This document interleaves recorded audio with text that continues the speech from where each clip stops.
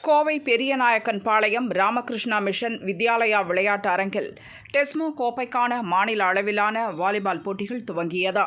போட்டிகள் லீக் முறையில் நடத்தப்படுகிறது. இந்தியன் ஓவர்சீஸ் வங்கி, இந்தியன் வங்கி, customs, aqua pumps, sports club மற்றும் தமிழ்நாடு போலீஸ் அணிகள் போட்டியில் விறுவிறுப்பாக விளையாடி வருகின்றனர்.